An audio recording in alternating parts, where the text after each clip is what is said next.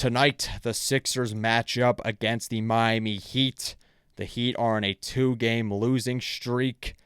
This is a great opportunity for the Sixers to take the 6th seed in the Eastern Conference, given that the Atlanta Hawks, who swept the Sixers this season, so they have the tiebreaker, they're playing the big bad Boston Celtics tonight.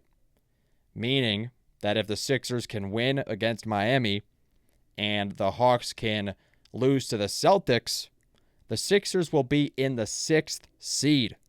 They will have a guaranteed playoff spot and will avoid the play-in tournament, which is the preferred path for me. In all honesty, you have to beat good teams in the playoffs. I'm not concerned with who they're matching up with. You have to get through good teams, man. The Sixers, they'd never been a good team in the playoffs. If they can stay relatively in shape roster-wise with everyone's availability, they can take on any team in the East, at least give them a really good series. The Knicks, the Celtics, the Pistons, especially when they're still without Cade Cunningham. The Sixers, they can compete with them. They are a really flawed team when it comes to their defensive communication and rebounding. Yet, at the end of the day, you got star power in Tyrese Maxey, Joel Embiid, Paul George sometimes. All we really need from Paul George is to be the Michael Jordan of Tobias Harris's. He did display that against Charlotte, was huge with his rebounding, his shooting, really everything, his self-creation. Paul George, I really want him to do some more pick and roll with Joel Embiid against Miami. He seemed to be really effective as a pick and roll ball handler these last couple of matchups when the team was fully healthy. And Miami's a tough team, defensively at least. They are the 6th ranked defense, 19th ranked offense. They are on a 2-game slide on the second leg of a back-to-back too. They lost to the Pacers on Sunday. So Eric Spoelstra, he's going to coach them up. He's going to implement that lethal zone defense and try to suffocate the Sixers, encourage them to shoot the ball. That's why we need Joel Embiid to utilize his gravity down in the post, draw those defenders, get those shooters open. Quentin Grimes, VJ Edgecombe, Maxey, Paul George, they need to be ready to catch and shoot. I also want to see them try and give Jabari Walker some minutes. Miami, they are not the best offensive team in the league, yet they're going to try and do the same thing Charlotte's going to do to you. They're going to be as aggressive on the glass as possible, get those second chance points, those extra possessions. That's what killed the Sixers against Charlotte. They did end up escaping them, but in the third quarter, they let up over 10 offensive rebounds. The Sixers, they play such a help-heavy scheme. They're constantly scrambling in rotation. They're never in the proper defensive positioning. Can't really anticipate where the ball is hitting off the basket. And they literally just stare at the ball. As, Moussa Diabate, Con Knipple, freaking Kobe White was looking like a rebounding machine the other night, getting all those extra possessions. If the Sixers can have, at least half as good, or if their rebounding effort is half as bad as it was against Charlotte, they can easily take care of Miami. Miami is not the offensive juggernaut that the Hornets have been as of late. They simply do not have as many weapons. Norman Powell, one of their best offensive players, he will not be suiting up. He's currently listed out with a back injury.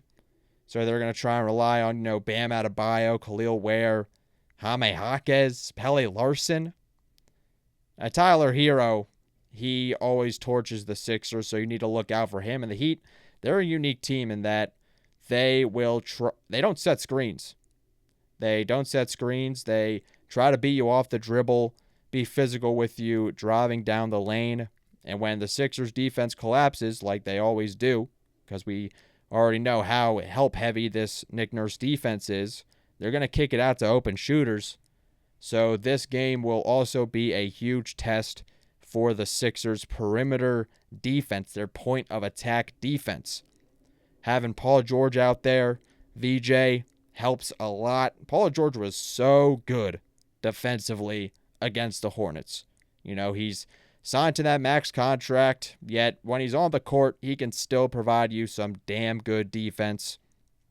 That's all we need, man. Just be the Michael Jordan of Tobias Harris's. Play elite defense, catch and shoot, let Embiid and Maxey do most of the legwork, and we'll be fine. If the team can stay relatively healthy, they can compete with any team in the East.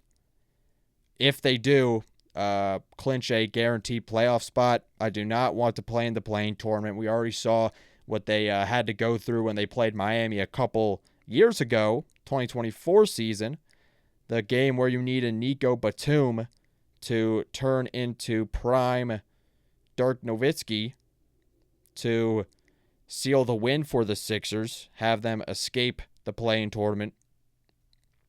They eventually lost to the Knicks in that series, yet they fought hard anyway. You had Embiid with Bell's palsy, a torn meniscus, and yet Tobias Harris being a fraud, yet they still took the Knicks to 6 games in a really tightly contested series. So even with Embiid kind of hurt, they still got a shot. And Tyrese Maxey is better than ever.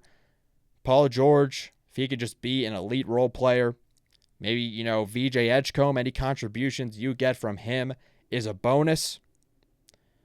The bench, on the other hand, it's been really disappointing. It kind of is the reality when you have a team that has 75% of their salary cap tied to 3 players. Dominic Barlow has pretty much fallen off. I want his minutes to be replaced with Jabari Walker.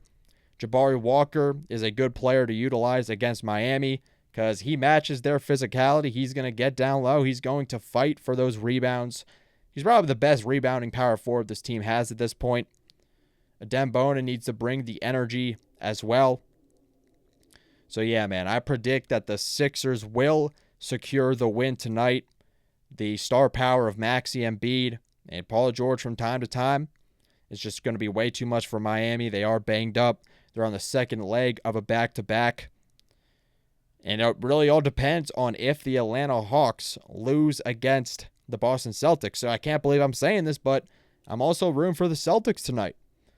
Let me know what you think in the comments down below. We will be streaming the game as well, 7 p.m. Make sure to be there on NZ for 3, talking Sixers. No matter how good they are, no matter how bad they are, we are here because we are diseased. Thank you.